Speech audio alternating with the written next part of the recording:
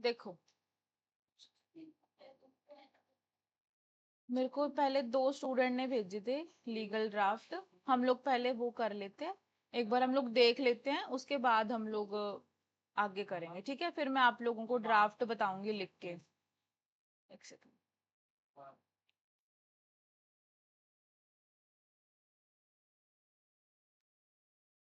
देखो ये वाला ड्राफ्ट कांक्षा ने भेजा था ना? Yes ma'am. हाँ, आकांक्षा पहले मेरे को ये बताओ कि आपने इसमें क्या, मतलब एक फैक्ट बता दो, आपने इसमें क्या क्या फैक्ट लिखा है, फिर मैं बताती हूँ पढ़ के बाकी जनों को।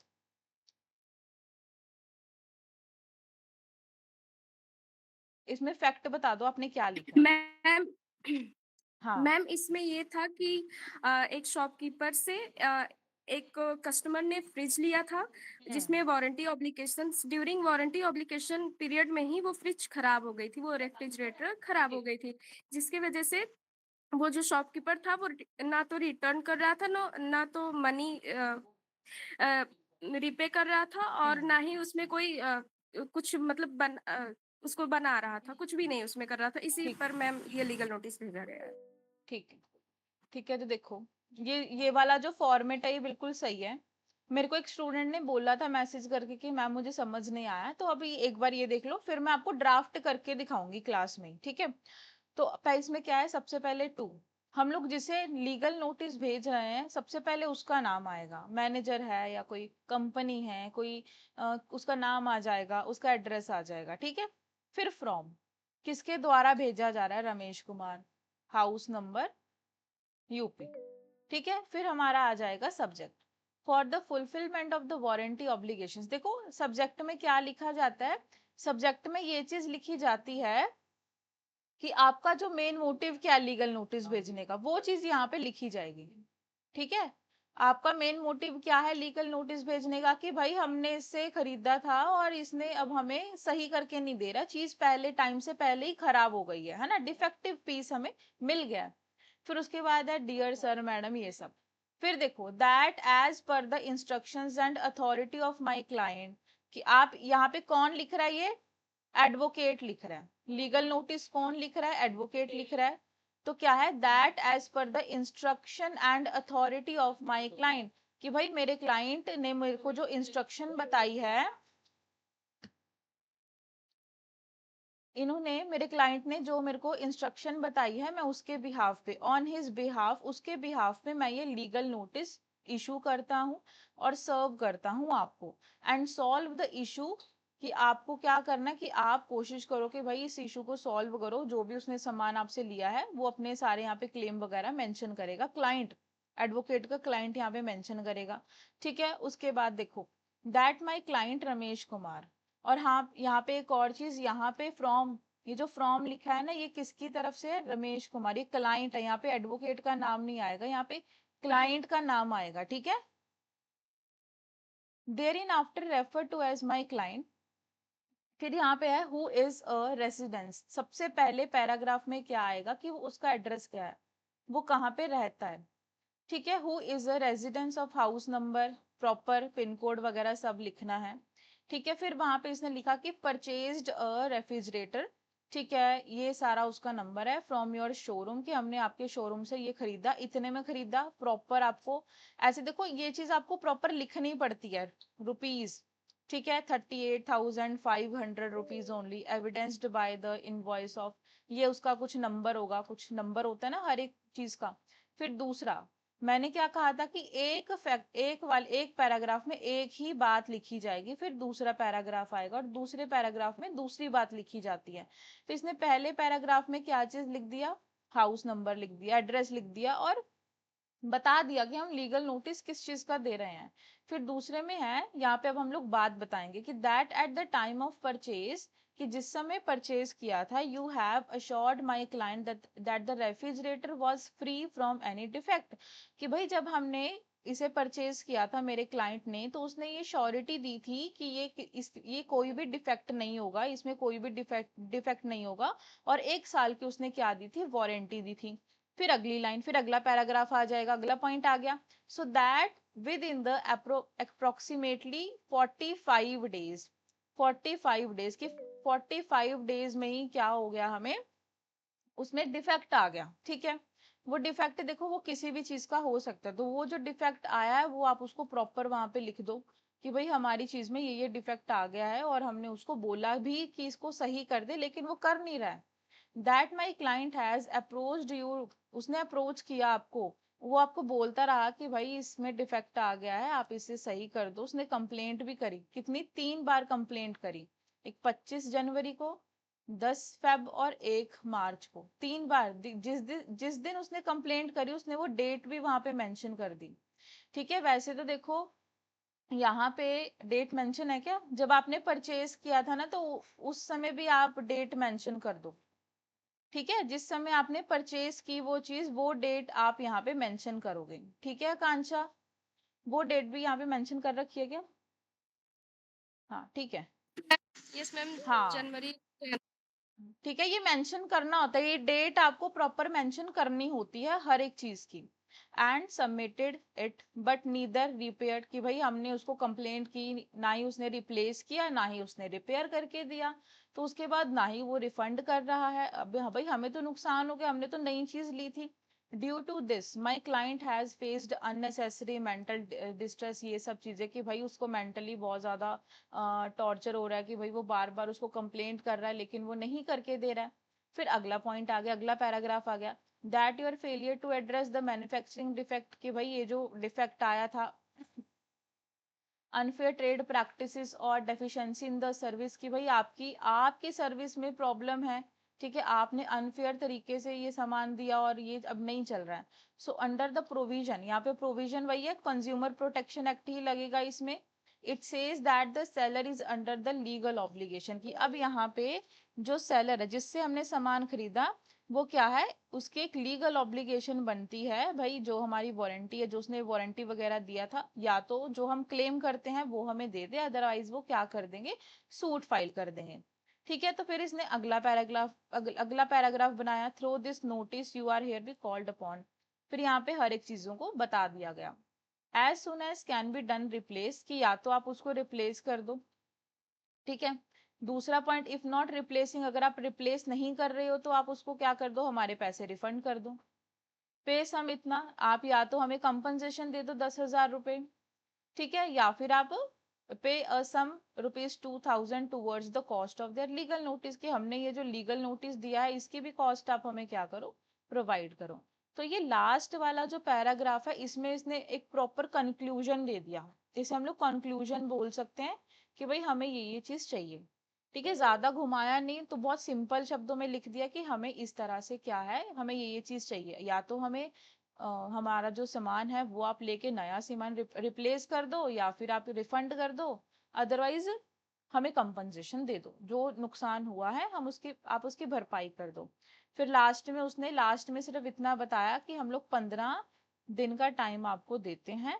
वैसे तो देखो लीगल नोटिस का 15 से 30 दिनों का टाइम होता है लीगल नोटिस का, लेकिन ठीक है 15 दिन भी चलेगा, वैसे तो मैक्सिमम 15 दिन ही होता है।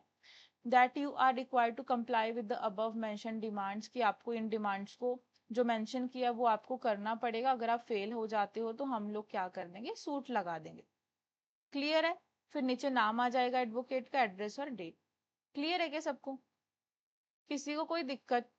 इसमें मेन मेन चीजें देखो क्या है, सबसे ऊपर आएगा आप जिसको भेज रहे हो उसका एड्रेस आएगा, उसका नाम आएगा, फिर आपका आएगा। उसके बाद फिर आप स्टार्टिंग क्या करोगे, ये सब्जेक्ट आप लिखोगे, डियर सर मैडम, ये इंस्ट्रक्शंस लिखी जाएंगी। उसके बाद आप पैराग्राफ लिखोगे कि भाई ऐसा ऐसा हमें हमारे साथ हुआ है, और हमें क्या कर दिया जाए, रिप्लेस कर दिया जाए या फिर हमारे पैसे वापस कर दिए जाए। किसी को यहाँ तक कोई डाउट? बताओ, किसी को यहाँ तक कोई डाउट है? किसी भी स्टूडेंट को, किसी को कुछ पूछना हो तो पूछ लो। फिर हम लोग अगला ड्राफ्ट देखते हैं। अच्छा, ये वाला ड्राफ्ट किसने भेजा था? सोनाली। ठीक है।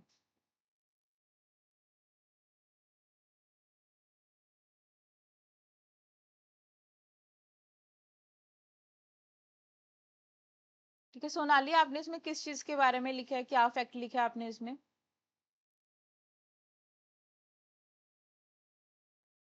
मैम इसमें मैंने लिखा है कि जो हमारे क्लाइंट है वो कंस्ट्रक्शन मटेरियल सेल करते हैं हम्म। और उन्होंने एग्रीमेंट किया था किसी के साथ कि वो इस टाइम पीरियड के अंदर कि वो मटेरियल अगर उनको भेज देंगे तो वो पेमेंट कर देंगे, लेकिन वो टाइम पे पेमेंट नहीं करते हैं, इसी से रिलेटेड है।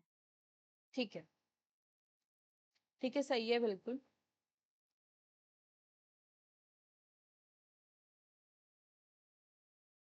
देखो सेम आ गया ना। अब इन्होंने फ्रॉम वाला पार्ट नहीं लिखा है, तो वो आप लोगों की मर्जी है। टू वाला पार्ट आपको लिखना है, टू आप किसे भेज रहे हो वो चीज आपको लिखनी है। ठीक है, यहाँ पे रेफरेंस नंबर ऐसा ये सारी चीजें लिखी जाती हैं, डेट आ जाएगी, ये प्रॉपर है। ठीक है, डियर सर मैडम, फिर इंस्ट्रक्शंस आ जाएंगी। ठीक है, कि भाई हम अपने क्लाइंट के बिहाफ पे आपको भेज रहे हैं लीगल नोटिस। फिर हमारा फैक्ट आ जाएगा that my client is a private limited company incorporated under the company act. ठीक है, और ये सप्लाई करते हैं कंस्ट्रक्शन मटेरियल। फिर अगली बात क्या बोली गई, that against your confirmed purchase order my client duly supplied, कि उसने सप्लाई कर दिया बिटवीन 15 तारीख से 25 तारीख तक। ये सारी चीजें वहां पे मेंशन है, जीएसटी नंबर ये सब भी लिखा हुआ है, जी अच्छा सॉरी जीबीएस नंबर ये सब लिखा हुआ है। ठीक है, that despite receiving the goods you fail to honour your obligation, की भाई आपकी जो जिम्मेदारी बनती है पेमेंट करने की आप वो नहीं कर रहे हो। उसके बाद है कि भाई आप क्या करो, ये आपकी लाइबिलिटी बनती है 15 लाख रुपए, 1,50,000 रुपए, है ना। ठीक है, तो ये अमाउंट आपको क्या करनी पड़ेगी, पे करनी पड़ेगी अलोंग विद इंटरेस्ट। देखो कई बार क्या होता है, कुछ ऐसे कॉन्ट्रैक्ट होते हैं जिसमें इंटरेस्ट मेंशन नहीं होता। ठीक है, अब जैसे नॉर्मली अगर हम लोग कॉन्ट्रैक्ट करते हैं, या फॉर एग्जांपल अगर हम लोग अपने फ्रेंड से क्या लेते हैं, सामान लेते हैं, लोन लेते हैं, तो जो हमारा फ्रेंड होगा वो हमसे इंटरेस्ट नहीं लेता ज्यादातर, है ना। लेकिन जहां पे इंटरेस्ट ले रहा है इंसान, वहां पे आपको इंटरेस्ट मेंशन करना है। बात समझ गए। अगर सामने वाला आपसे इंटरेस्ट नहीं ले रहा तो आप इंटरेस्ट मेंशन नहीं करोगे, अदरवाइज आप करोगे। समझ गए क्या।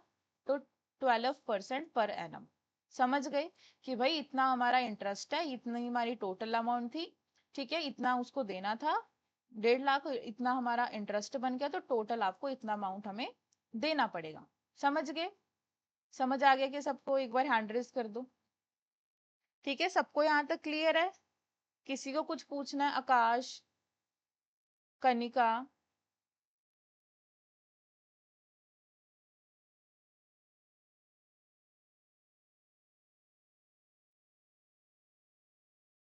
खुशी आपको समझ आया, कनिका आपको, देबाशीष आपको समझ आया। ठीक है, देखो समझ आना चाहिए। अब इसके बाद में अब आप अपनी नोटबुक ओपन कर लेना। ठीक है, एक बार ये पूरा करवा देती हूँ, अपनी नोटबुक ओपन कर लेना। जैसे जैसे मैं टाइप करती जाऊंगी वैसे वैसे आप अपनी नोटबुक पे लिखते रहना। ठीक है, और फिर आपको आज आज मैं आपको दूंगी फैक्ट बताऊंगी, तो आपको वैसे ही कल लीगल नोटिस बना के भेजना है। मैम ठीक है। One question. हाँ। मैम ये नीचे जो ए copy of this notice, this ये जो लाइन है मैम, ये लीगल नोटिस में लिखना मैंडेटरी है? क्या चीज। ये जो third A copy of this legal notice जो लिखा था मैम, मैम थोड़ा और नीचे स्लाइड करिए।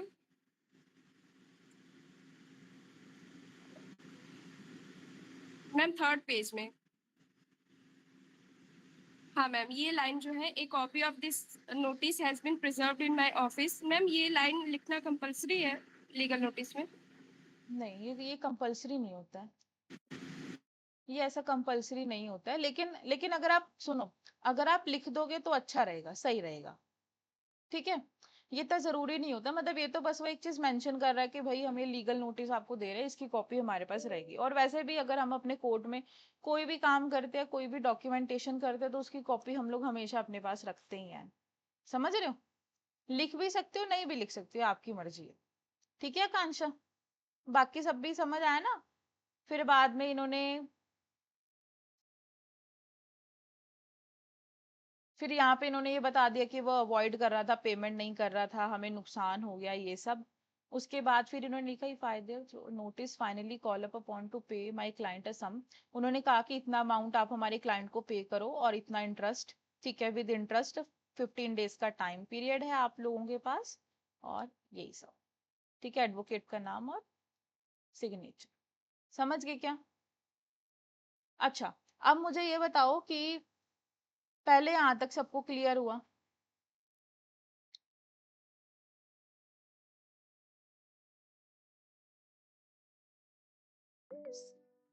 ठीक है, हैंड रेज कर दो, हाँ हैंड रेज कर दिया करो, ठीक है।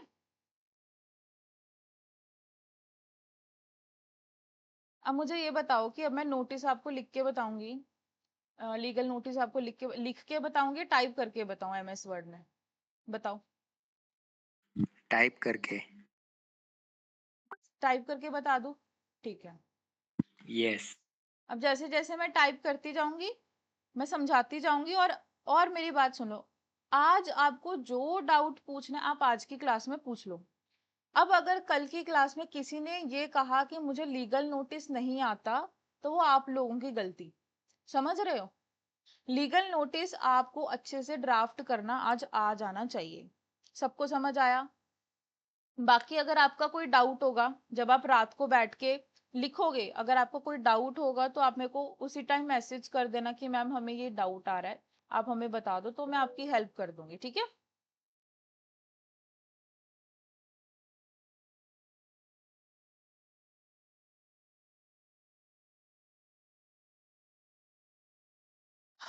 हम्म।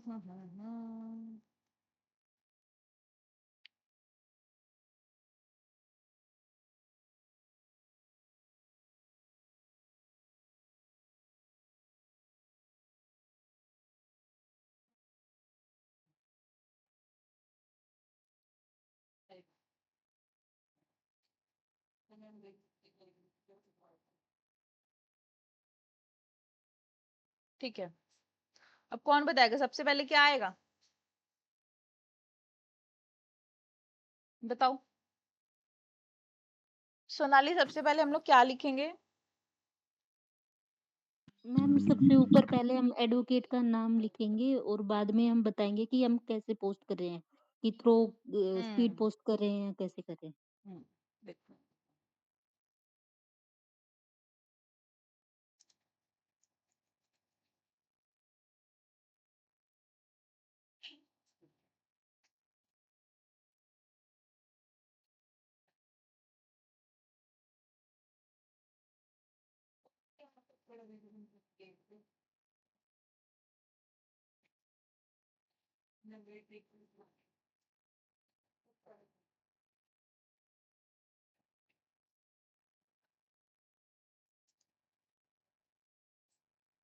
ठीक है, ये सबको पता चल गया स्पीड पोस्ट क्या होता है, कि हम कैसे करेंगे। या तो देखो स्पीड पोस्ट भी हो सकता है और रजिस्टर्ड पोस्ट भी, तो हम लोग यहाँ पे स्पीड पोस्ट ही करते हैं, ठीक है। समझ गए क्या? कैसे करेंगे? स्पीड पोस्ट से ही हम लोग इसको लिखेंगे। नहीं नहीं, कोई कंपलसरी नहीं है, हमें वहां पे एक सेकंड में आपको बताती हूँ।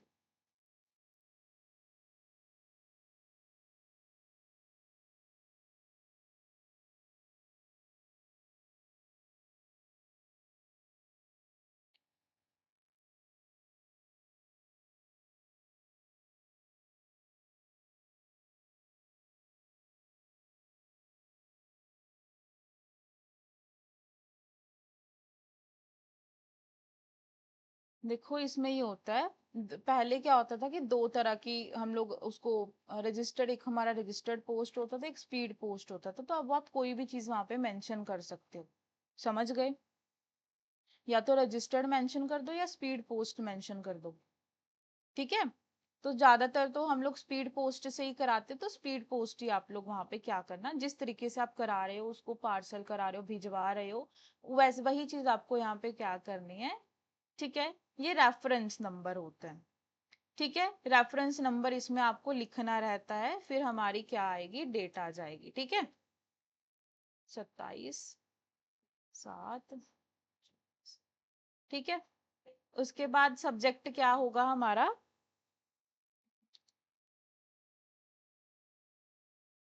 एक बार यहाँ पे भी मेंशन कर देंगे।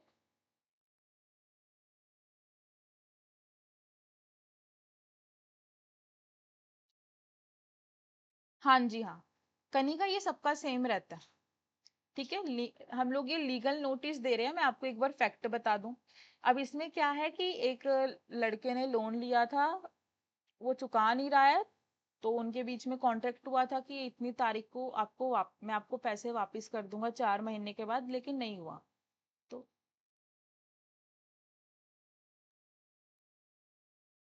कॉन्ट्रैक्ट, ठीक है। उसके बाद हम लोग लिखेंगे 2।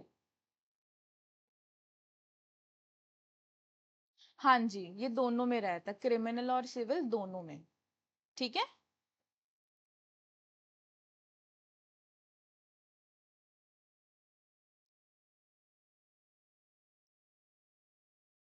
हाउस नंबर, उसके ऑफिस का नाम, हाउस नंबर, फ्लैट नंबर, ठीक है, और उसकी स्टेट आ जाएगी, ठीक है, सिटी आ जाएगी। यहाँ पे आप उसका प्रॉपर पिन कोड आप यहाँ पे मेंशन कर दोगे, ठीक है। फिर हमारा आएगा सब्जेक्ट। सब्जेक्ट हमारा क्या है? Legal, legal, legal notice for recovery. यहाँ पे हम लोग ना ब्रीच नहीं करते, रिकवरी करते हैं। रिकवरी ऑफ मनी, ठीक है।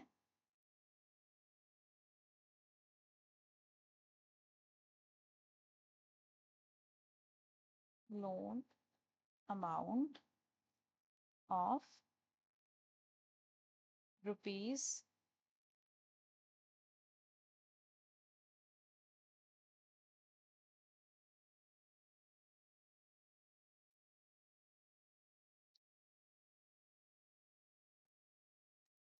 along with the incurred interest। यहाँ तक सबको क्लियर है कि हमने क्या लिखा? समझ आ गया मैंने क्या लिखा है सब्जेक्ट में? आकाश, समझ आया? सोनाली और कनक, कनक है कनिका, ठीक है। खुशी, आपको समझ आया?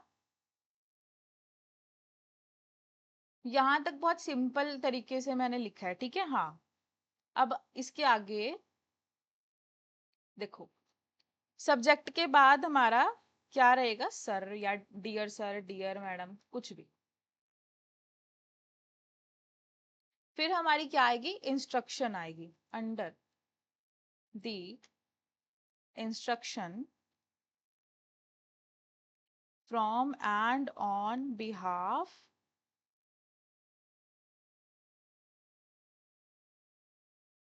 Of my client. भाई से नोटबुक पे लिखते रहना, फिर ठीक है, बाद में मेरे को मत बोलना। मिस्टर रोहित राहुल। फिर इसका रेजिडेंस आ जाएगा, कहाँ रहता है, इसका proper address,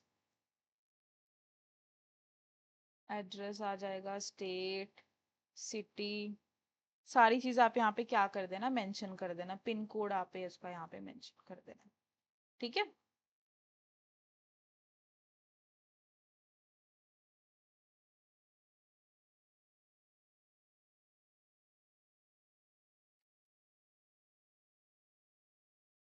Here in after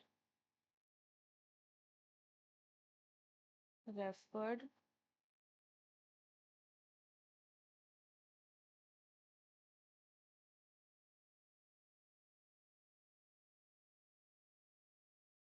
to my client।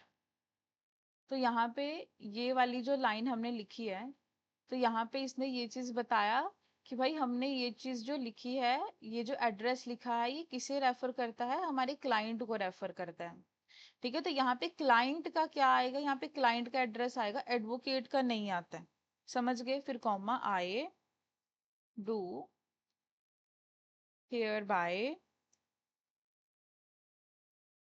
Serve upon upon you this legal notice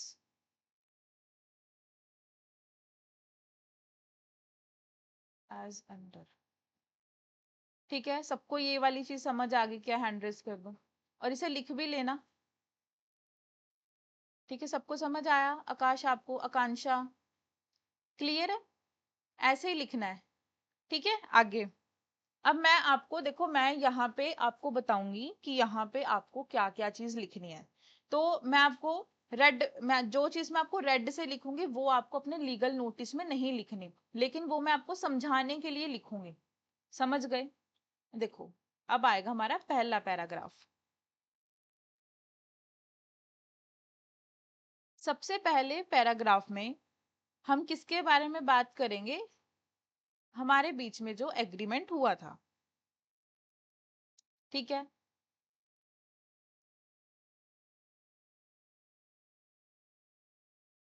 ये आपको नहीं लिखना होता।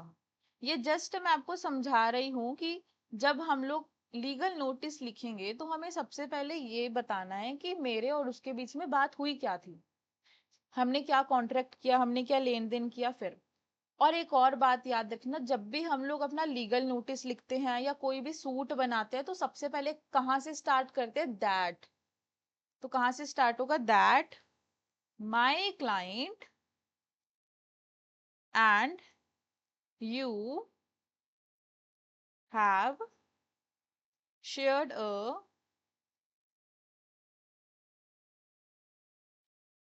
cordial relationship for a long। आकाश, ऐसा करो, आप लेफ्ट होके दोबारा एक बार ज्वाइन करो। बाकी सबको तो विजिबल है ना स्क्रीन? भाई मैं क्या लिख रही हूँ सबको विजिबल है? हैंड रेज कर दो। ठीक है, अब देखो, लॉन्ग टाइम। मैम उसकी पीडीएफ ही ग्रुप में सेंड कर देना। क्या कह रहे हो? आप जो ये लिख रहे हो लीगल नोटिस, उसकी हाँ, पीडीएफ मैं ग्रुप में। यही वाली पीडीएफ भेज दूंगी। ठीक है, लेकिन सुनो भाई, आप लोगों को प्रैक्टिस करनी है। ठीक है, अगर आप 30 दिन प्रैक्टिस कर लोगे तो बहुत अच्छे से आपका हो जाएगा। ठीक है, तो आपको ऑलमोस्ट सारे ड्राफ्ट आते होंगे। लेकिन ये रेड वाला मत लिखना जो हाईलाइट किया, ये आपको लीगल नोटिस में नहीं लिखना। ठीक है, फिर आगे देखो, relying upon your श्योरेंस and representation of urgent financial need, my client advanced a friendly loan of rupees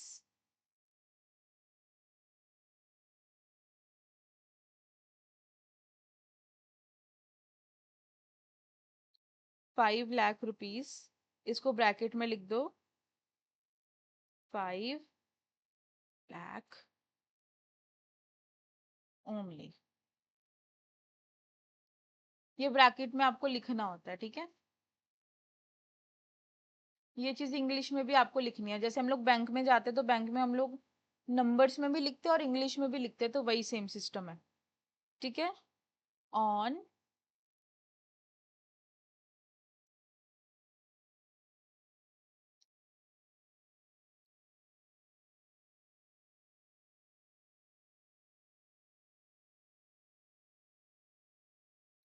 ठीक है, ये हमारा पहला पैराग्राफ हमारा कंप्लीट हो गया। किसी को यहाँ तक कोई डाउट? हैंड रेज कर दो, सबको क्लियर हो? सबने लिख लिया क्या?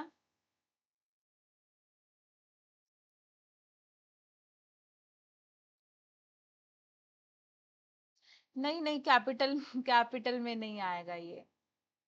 मैं वैसे कैपिटल में लिख रही हूँ लेकिन आपको नॉर्मली लिखना है। ठीक है, समझ गए क्या सारे जने? यहाँ तक सबने लिख लिया क्या? आकाश, आप लिख रहे हो? और कौन है हमारी क्लास में? खुशी, सोनाली,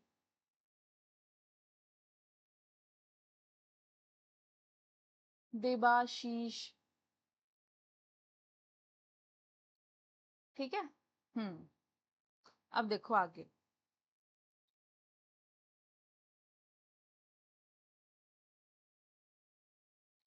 अब यहाँ पे क्या आएंगी, ये लोन के बारे में हमने बता दिया। हमने यहाँ पे ये चीज बताई कि भाई उनका रिलेशनशिप था, मतलब अच्छे खासे दोस्त थे, ठीक था काफी टाइम से, और उसको अर्जेंट जरूरत पड़ गई तो उसने पैसे मांगे 5 लाख रुपए और मेरे क्लाइंट ने उसको लोन दे दिया। फिर दूसरा पॉइंट, दूसरे वाले पैराग्राफ में हम लोग लिखेंगे terms of repayment and interest. यहाँ पे हम वो चीज लिखेंगे, पैसे तो दे दिए लेकिन कुछ कंडीशन भी तो उसने लिखी होगी ना वहां पे। तो उसने क्या कंडीशन लिखी थी कि मुझे 3 या 4 महीने में मेरे पैसे वापस कर देना। तो अब यहाँ पे हम लिखेंगे सेकंड वाला पैराग्राफ, जिसमें ये कह रहा है दैट, मैंने क्या बोला, कहाँ से स्टार्ट होगा, that, that as per the mutual agreement entered between you and my client, the said loan was advanced on the express condition। अब ये जो कंडीशन है, सुनो, एक दो चीजें होती है, या तो आप इस पूरे पैराग्राफ में कंडीशन लिख दो, या फिर उसको थोड़ा इजी करने के लिए, मतलब लीगल नोटिस को हमें ढूंढना ना पड़े कि क्या क्या कंडीशन है, तो आप उसके क्या बना दो, पॉइंट बना दो। ठीक है, तो ये हमने पॉइंट बना दिया। द लोन, ये हम साथ में भी लिख सकते हैं, ऐसी कोई बात नहीं है। ठीक है, the loan amount would carry N agreed interest rate of 8% per annum. सबको यहाँ तक क्लियर हो गया? ये कंडीशन थी कि भाई तुम्हें इतना इंटरेस्ट हमें देना पड़ेगा। The entire outstanding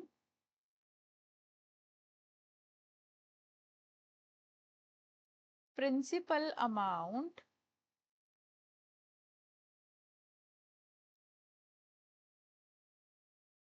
along with the occurred interest was to be fully repaid within a maximum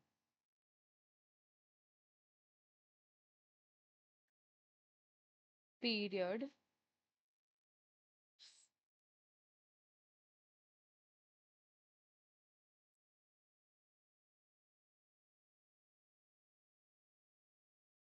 (4 months) from the date of disbursement। सबको यहाँ तक क्लियर है? यहाँ पे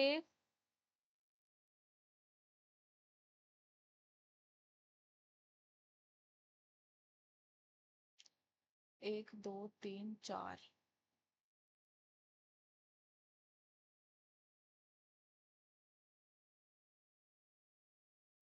आप ऐसे वाली डेट मेंशन भी कर सकते हो कि भाई हमें इस तारीख तक हमें क्या चाहिए, हमारा पैसा वापस चाहिए। समझ गए क्या सारे जने? सबको समझ आया सेकंड पैराग्राफ?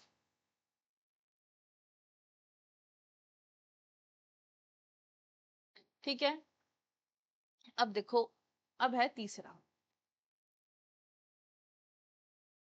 यहाँ पे हम लोग लिखेंगे एक्सपायरी डेट के बारे में और डिफॉल्ट के बारे में।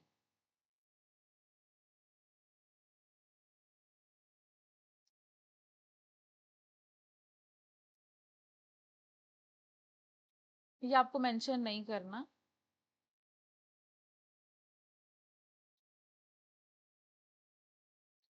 That the agreed tenure of 4 months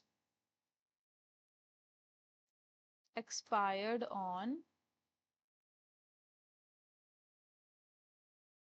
April 1, 2026।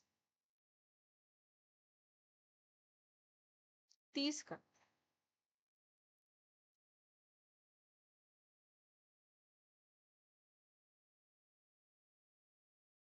ठीक है। हाउ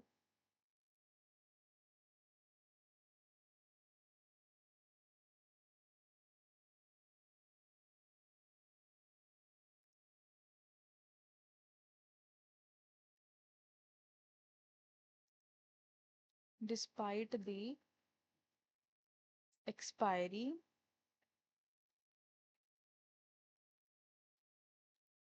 stipulated, स्टिपुलेटेड का मतलब समझते हो क्या होता है? कंडीशन। समझ गए?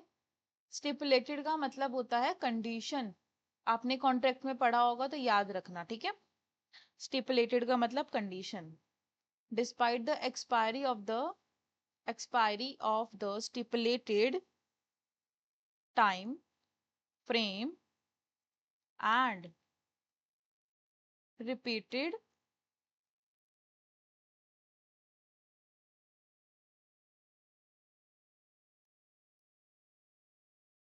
verbal reminders and request made by my client। सबको यहाँ तक समझ आया? किसी का कोई डाउट तो माइक ऑन करके पूछ लो, अदरवाइज हैंड रेस कर दो। क्लियर है? समझ आया मैंने यहाँ तक क्या लिखा? दैट द एग्रीड टेन्योर, कि भाई 4 महीने का उन्होंने क्या किया था, 4 महीने का उन्होंने टाइम बोला था। एंड हाउएवर, कि जिस समय आपका कॉन्ट्रैक्ट होता है और उस समय आप कुछ कंडीशन क्या करते हो, लिखते हो, बताते हो, तो उस कंडीशंस को कहा जाता है। जिस समय आपका क्या होता है, कॉन्ट्रैक्ट होता है, जैसे कि हिंदी में ये है 1 जनवरी, मतलब 1 जनवरी को आपका कॉन्ट्रैक्ट हुआ था, 1 तारीख को हुआ था, तो ये डेट ऑफ डिसबर्समेंट होता है। एक होता है इम्बर्समेंट होता है, मतलब 2-3 वर्ड्स होते हैं, ये तो थोड़ी कंफ्यूजिंग है, तो इसको याद कर लेना। इसका मतलब ये होता है कि जिस समय आपने कॉन्ट्रैक्ट किया था उस समय जो कंडीशन हुई, जो कॉन्ट्रैक्ट, उस तारीख से अगले 4 महीने। समझ गए क्या? From the date of disbursement. समझ आया? किसने पूछा था? इसको याद कर लेना। एक स्टिपुलेटेड वर्ड को याद कर लेना, स्टिपुलेटेड। स्टिपुलेटेड का मतलब होता है कंडीशन। ठीक है। मैं बताती हूँ, एक बार मैं आपको लिख के बताती हूँ दोनों वर्ड्स को, ताकि आपको कोई कंफ्यूजन ना रहे।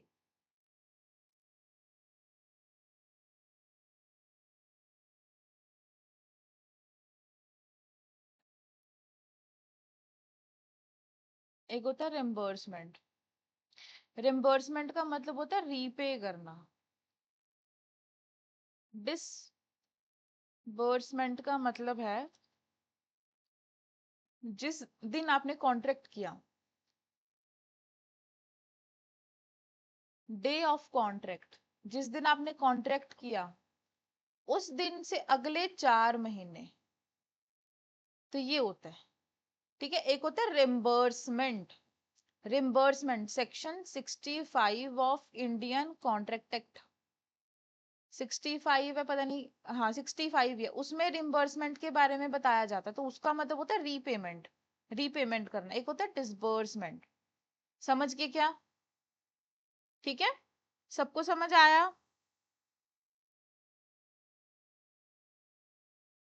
देखो अब आगे देखो।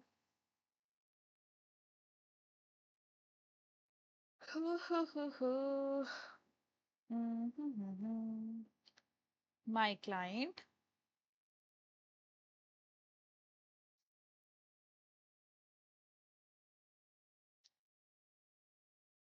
you have Delhi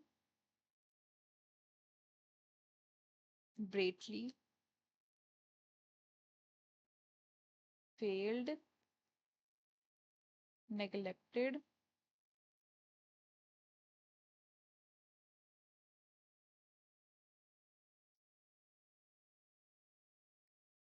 you have Delhi.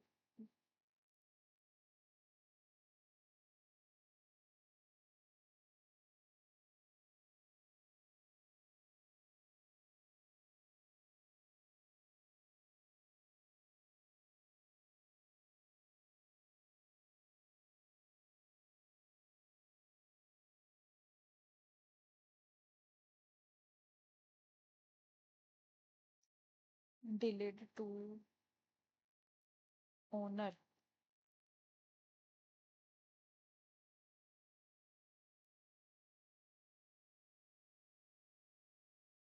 financial obligation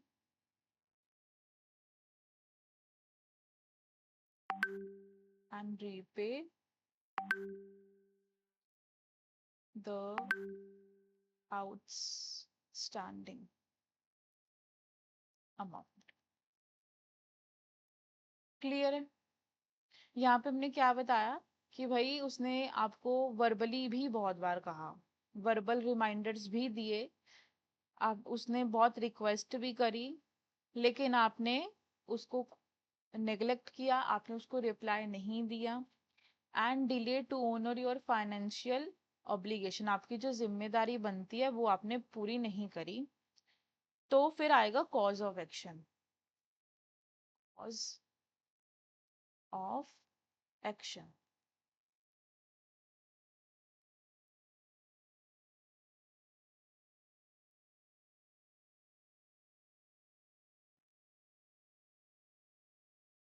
ठीक है, अब देखो दैट एज ऑफ टुडे, अब आज क्या तारीख हो गई है? 1 जून हो गई है। समझ गए क्या? मतलब उसको पैसे पेमेंट करनी थी 30 अप्रैल को, मई जून, 1 महीना पूरा निकल चुका है। उसने बहुत बार उसको बोला लेकिन उसने उसके पैसे वापस नहीं करे। सो आज क्या तारीख है? 1 जून 2026। You continue to be in default of the principal amount of rupees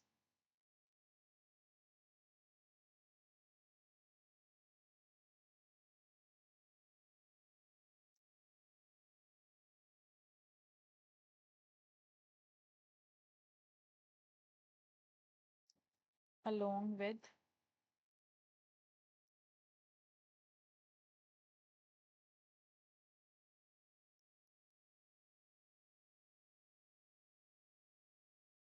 payable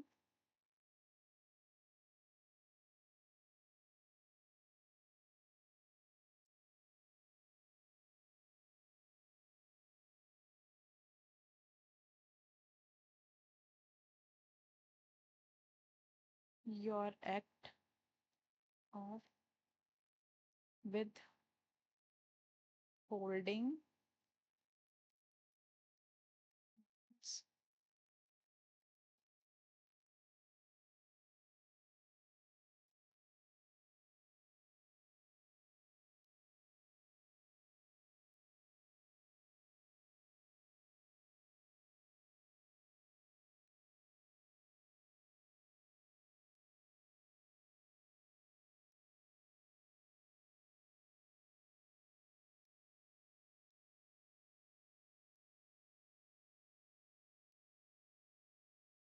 ठीक है, तो इसने यहाँ पे क्या कहा कि भाई तुमने उसका ट्रस्ट तोड़ा है और गलत किया है, तो तुम्हें उसको इतने पैसे तो देने ही पड़ेंगे, साथ में तुम्हें उसको इतना इंटरेस्ट भी देना पड़ेगा।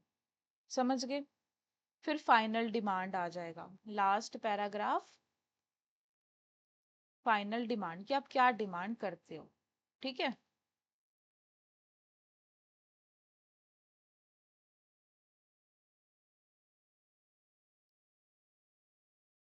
ये फोर्थ पैराग्राफ और थर्ड सबको समझ आया? एक बार हैंड रेज कर दो, किसी को कोई वर्ड वगैरह कुछ ना समझ आया हो तो बता दो। आकांक्षा आपको समझ आया? ठीक है, कनिका अब देखो, फाइनल डिमांड हमारी क्या है? नाउ देयर फोर तो this legal notice I hereby call upon you to pay to my client the principal amount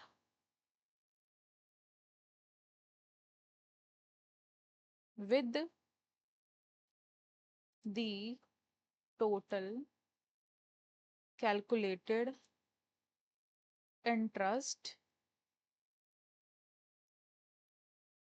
8% per annum from 2026 until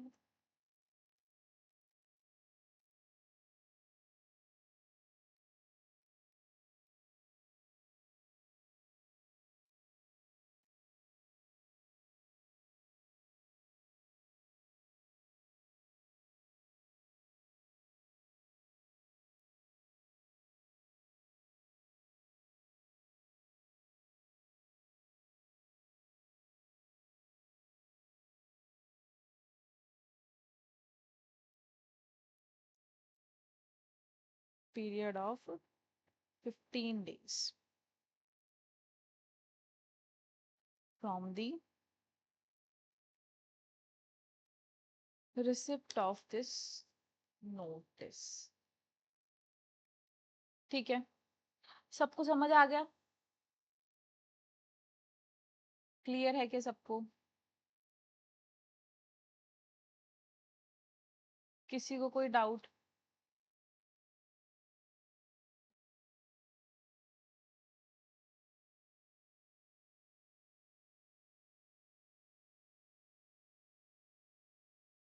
यहाँ पे आप एक चीज आप ऐसा कर सकते हो कि जैसे यहाँ पे मैंने इंटरेस्ट मेंशन नहीं किया, तो आप चाहो तो आप यहाँ पे इंटरेस्ट मेंशन कर दो कि 5 लाख वो और इंटरेस्ट हमारा मान के चलो 80,000 हो गया है ना 4-5 महीने का। तो वो आप यहाँ पे मेंशन कर सकते हो टोटल अमाउंट कि भाई इतनी, ये हमारा टोटल अमाउंट बन रहा है 5 लाख ये और 80,000 वो, टोटल 5,80,000 रुपए तुम्हें पेमेंट करने हैं। समझ गए क्या?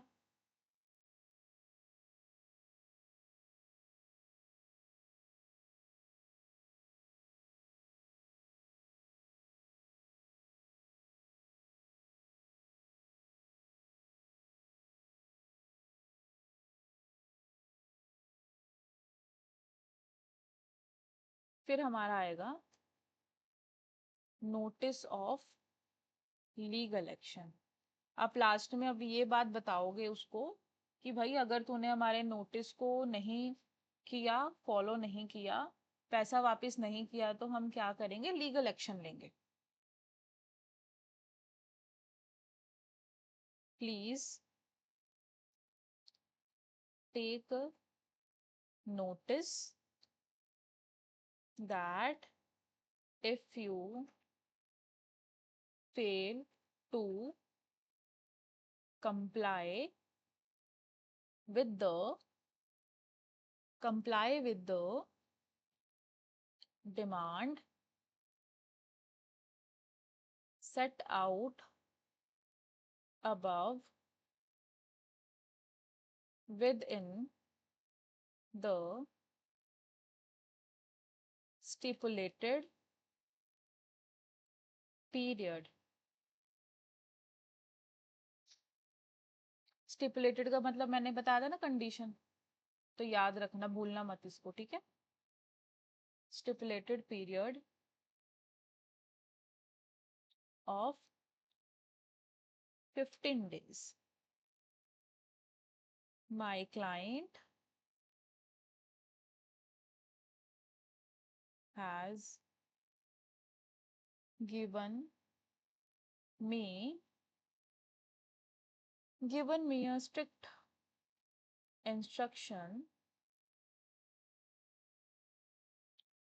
to initiate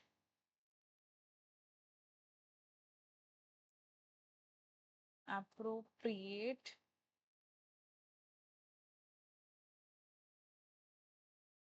civil legal proceeding against you in a court in a competent court. Competent court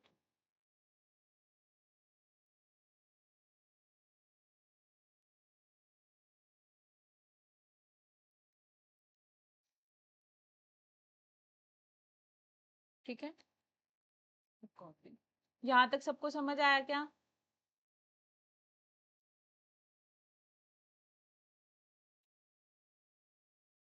ठीक है,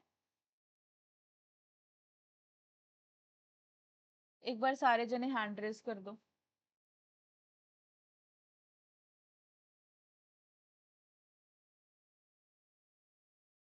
खुशी, आपको समझ आया? आकाश, आपको समझ आया? आकांक्षा, मुजामिल, आपको समझ आया? ठीक है, यस। हाँ ठीक है।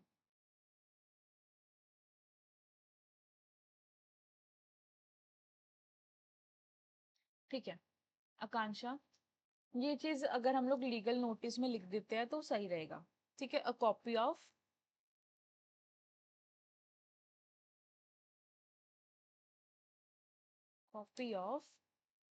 This legal notice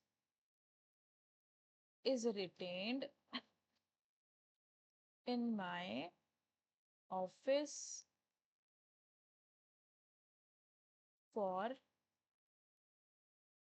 record and future legal reference.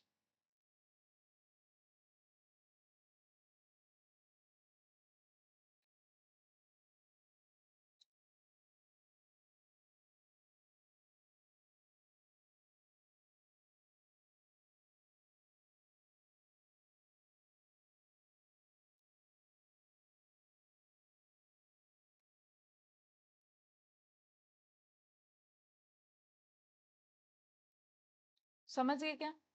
Signature, advocate का नाम और कॉन्टेक्ट नंबर आ जाए। क्लियर है सबको? किसी को कोई डाउट? इसको मैं सेव कर लेती हूँ, मैं ग्रुप में भेज दूंगी, ठीक है।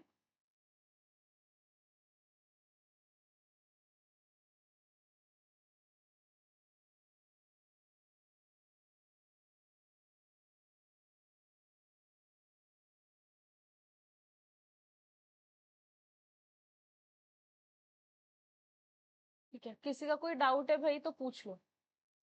और अब वो स्टूडेंट एक बार हैंड रेज कर दो कि जो कल लीगल नोटिस से लिख के लेके आएंगे, तो मैं उनको सबको फिर अलग अलग फैक्ट दूंगी।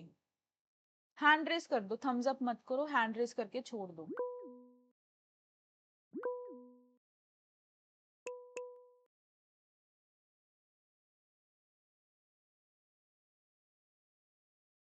आकांक्षा, लीगल नोटिस लिखोगे। ठीक है, ठीक है। अब देखो कनिका, आप ये लीगल नोटिस लिखोगे।